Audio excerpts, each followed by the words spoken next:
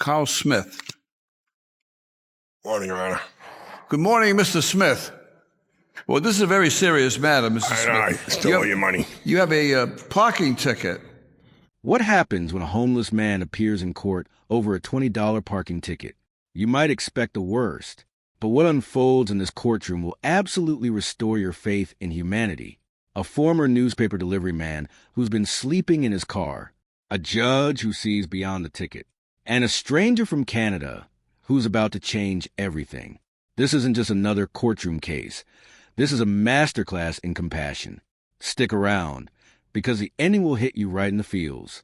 Let's dive in. And you made a down payment on the parking ticket of $10. No, it was a left wheel to the curb. It wasn't a parking, it's a left wheel to the curb. Yeah, it's a parking ticket. Well, It's parking left wheel to the curb. yeah. Okay? I just haven't had the money to pay, Your Honor. I'm homeless right now. I'm actually sleeping in my car right this minute. Let's pause right here for a second. Carl just dropped a bomb that changes everything. He's homeless. He's sleeping in his car. And yet, he showed up to court to deal with a $20 parking ticket. Think about that for a moment. Most people would ignore a ticket this small, especially if they were struggling to survive. But Carl, he's trying to do the right thing. Even when life has knocked him down, this is a kind of integrity that's rare these days. Now, here's the thing about parking violations. Legally, they're civil infractions, not criminal offenses, but they can still snowball into bigger problems if left unpaid. Warrants, license suspensions, even more fines. Carl knew this, which is why he made that $10 partial payment. He's playing by the rules, even when the world hasn't been fair to him. The question is, how will the judge respond? Let's find out. It's been a rough year. Mr. Smith, this is a $30 parking ticket charging you with parking left wheels to the curb. Yeah. You received the ticket, and then in a timely fashion, you made a part payment of $10. Yeah. And there's a $20 balance. Yeah. And I don't have the heart to charge you the $20. Okay. I just ran out of money. And I'm going to dismiss the ticket. I appreciate it, Your Honor. Wait, did you catch that? The judge just dismissed the ticket entirely. Now, legally speaking, judges do have discretion in these cases, especially when it comes to minor infractions and extenuating circumstances. But here's what makes this moment so powerful. The judge didn't just waive the fine because of technicality. He did it because he saw Carl as a human being, not just a case number.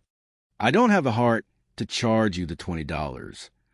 That's compassion in action, folks. In a system that can often feel cold and bureaucratic, this judge is choosing empathy. But notice how he doesn't stop there. He's genuinely curious about Carl's story. He wants to understand who this man is, what he's been through. That's the difference between justice and mercy. Justice says you owe $20. Mercy says, you've already paid enough. Keep watching, because this is just getting started. But I wish you well. You know, what did you do when you worked? I lived in newspapers for like 40 years. You did? But, well, New York and Providence Journal. You did? Yeah. Yeah. I'm an old newspaper boy myself. There's a way to put the paper. There's a way to put the paper together so you can throw it and it doesn't become unraveled. Yeah. It's a secret. I don't want to show anybody. I know the secret. Okay. You know how to do that, right? Yeah, I know how to throw the Sunday paper over the Yeah, roof of the car, yeah. too. You do this, right? Yeah. I used to do that occasionally just for fun, right? I can't do it anymore, though. This right here is one of the most beautiful moments in this entire case. Two former newspaper delivery guys connecting over a shared experience that most people would never think twice about. The judge isn't just showing compassion. He's showing respect. He's recognizing Carl's lifetime of hard work, acknowledging that this man contributed to society for 40 years. 40 years. That's longer than most people's entire careers. But life doesn't always reward hard work the way it should, does it? Carl did everything right. And yet here he is, homeless and struggling. Now, here's my question for you. How many of us take the time to really see people like Carl? To ask about their story? To find common ground? The judge is modeling something powerful here. Dignity. He's treating Carl not as a charity case, but as an equal, someone worthy of conversation, respect, and genuine interest. And watch what happens next, because the judge is about to take this to another level. Let me ask you a question, seriously. You're homeless or sleeping in your car, okay? Like, what can we do to help you? Is there something anybody can do to help you? I'm trying to get a house, but, apartment, but it's rough. Are you completely broke? Yeah. I get SSI, but that's it. All right, just hold on for a minute. Okay, Mrs. Smith, you've been before the court. You have a parking ticket. I'm going to dismiss the parking ticket.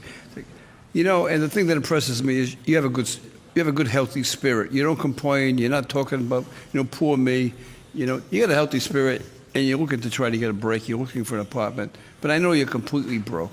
I have people from all over the world that send me letters of encouragement to help people like you, and I have people who also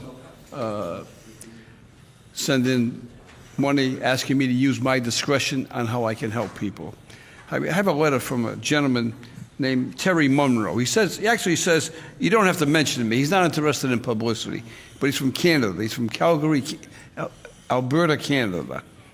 And he said he's enclosing $50 in cash, right, to help a person experiencing difficult challenges and needs some help. You fit the bill unquestionably. I definitely I'm going to appreciate have that. Okay, I need you to understand what just happened here, because this is absolutely incredible. A complete stranger from Calgary, Canada, Terry Monroe, sent $50 in cash to this judge with one simple instruction. Use it to help someone who needs it. No publicity, no recognition, just pure, anonymous kindness. And the judge, he's been holding on to letters like this, waiting for the right moment, the right person. And Carl, he's that person. This is what restores your faith in humanity. Folks, in a world that can feel so divided and cynical, here's proof that good people still exist. People who give without expecting anything in return. And notice Carl's reaction. He's not demanding, he's not entitled. He's genuinely grateful. This is someone who's been knocked down by life, but hasn't lost his dignity or his spirit. The judge recognized that, and now, so does the world. But wait, there's one more moment you absolutely cannot miss. Inspector Quinn give you this $50 in cash. I definitely Judge, it's only appreciate 40. It's a 10% handling fee. So Can I have Inspector Quinn give you this $50 in cash? Please use it, for some food, for some nourishment. Maybe give yourself a treat. Okay? Thank you, Your Honor. All right, good luck to you. Before we wrap this up, let's talk about the bigger picture here. Because Carl's story isn't unique, it's tragically common. Over 200,000 Americans are currently living in their vehicles. These aren't people who made terrible choices or refused to work. Many of them, like Carl, worked their entire lives and still got left behind by rising costs and disappearing affordable housing. Some cities actually criminalize living in your car, which only makes the problem worse. But there's hope. Safe parking programs are popping up across the country. Designated lots where people can park overnight without fear of tickets or harassment. Staffed with caseworkers who help connect folks to permanent housing. Organizations like these are doing incredible work, and they need our support. Carl worked 40 years delivering newspapers. He deserves better than sleeping in his car. We all need to ask ourselves, what can we do to help? Let me know your thoughts in the comments below. It breaks my heart when someone like Carl comes before me, a hard-working guy who is now living in his car. Sadly, Carl's situation is far from unique. Because of the lack of affordable housing, it is now estimated that over 200,000 Americans are living in their vehicles. Compounding their troubles, many communities have now made it a crime to live in your car. Thankfully, that's not the case everywhere. Many nonprofit organizations are trying a more compassionate approach. The implementation of safe parking programs, designated parking lots where the homeless can safely park overnight. Many of these lots are staffed with caseworkers who help people like Carl find permanent housing. I encourage everyone to support your local homeless organizations. Everyone deserves the dignity and safety of a warm bed at night.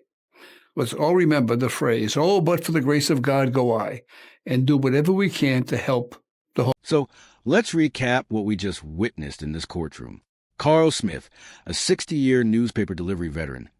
came in over a $20 parking ticket. He's homeless, sleeping in his car, surviving on SSI. But instead of piling on more hardship, Judge Caprio dismissed the ticket entirely and then went further. He gave Carl $50 in cash from a generous donor in Canada, Terry Monroe, who gives without expecting recognition. This case is a perfect example of compassionate justice in action. It reminds us that the legal system doesn't have to be cold and punitive. It can be human, kind, and restorative. If this case moved like it moved us, do me a favor. Hit that like button, drop your thoughts in the comments, and subscribe to the channel so you never miss moments like this. Share this video with someone who needs to see that kindness still exists. Let's spread Carl's story, and remember, we're all just one bad break away from needing help ourselves. See you in the next one.